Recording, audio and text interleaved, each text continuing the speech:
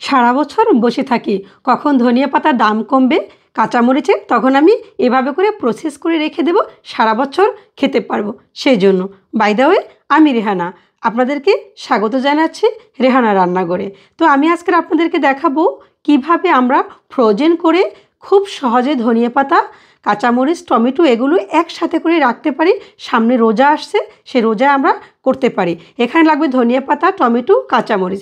দেখেন আমি প্রসেসটা দেখাচ্ছি, আপনারা সারা বছর এভাবে রাখতে পারবেন। একটা ফ্রাই প্যান দিলাম, সেখানে আমি 1 চামচ মাত্র তেল দিলাম, টমেটো কুচি দিয়ে দিলাম। সামনে রোজা আসছে, খুব কাজে লাগবে, একটু কষ্ট করে দেখে নিন।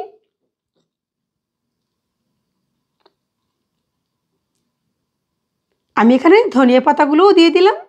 দেখেন এটা কিন্তু আমি জাস্ট 2 থেকে 3 মিনিট, এর বেশি কিন্তু এটা আমি এখানে চুলায় দেব না, কালার যাতে ঠিক থাকে।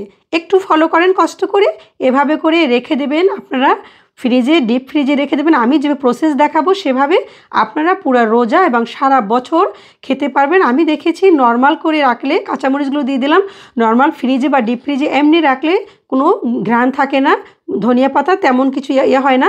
কিন্তু এইভাবে যদি আপনি রাখেন, স্বাদ গন্ধ সব থাকবে একদম প্রপার, কোনো সমস্যা হবে না।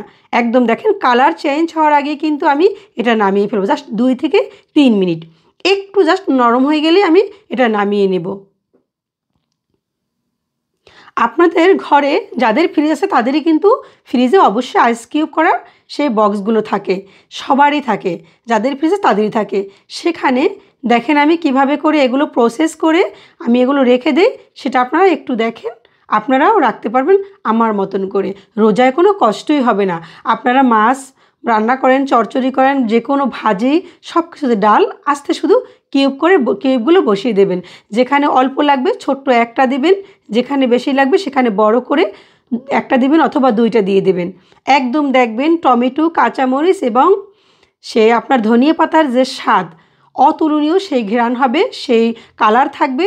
যদি না থাকে আপনারা একবার তৈরি করেন, পরে না হয় আর দরকার নেই। আর যদি ভালো হয় অবশ্যই আমাকে কমেন্টস করে জানাবেন যে আপু এটা অনেক ভালো হয়েছে। কারণ আমি সবসময় এবার রাখি, তো সেই জন্য আমি বলি, আমি কিন্তু বাইরে জব করি এবং আমি এভাবে রাখি, খুব সহজে এবং তাড়াতাড়ি রান্না হয়ে যায়। রান্নায় কোনো কাটাকাটি ঝামেলা নেই, কোনো কিছু নাই, শুধু জাস্ট বের করে দিয়ে দিই। দেখেন 3টা জিনিস আপনার একসাথে রাখা হয়ে গেলো, কোনো কাটাকাটির ঝামেলা নেই। সপ্তাহে বা মাসে 1 দিন ঝামেলা করবেন, প্রতিদিন করার দরকার কি। তারপরে দেখেন আমি কিভাবে রেখে দিলাম। তারপর যখন দাম কমবে তখন এভাবে করে বক্স করে রেখে দেবেন। আমি এটাকে 10-12 ঘন্টা ডিপ ফ্রিজে রেখে দেবো। তারপর আমি বের করে এভাবে করে রেখে আমি নর্মাল একটা পলি ব্যাগে বা যে কোনো একটা প্লাস্টিকের ব্যাগে করে রেখে দেব। যখন আমার দরকার তখন আমি এই কিউবগুলো যেটা যেরকম দরকার সেটা সেরকম করে দেবো। ডালে যেরকম দেওয়া দরকার, ভাজিতে যেরকম, তরকারিতে যেরকম, মাছে যেরকম, সেরকম করে দিয়ে দেবেন আপনারা।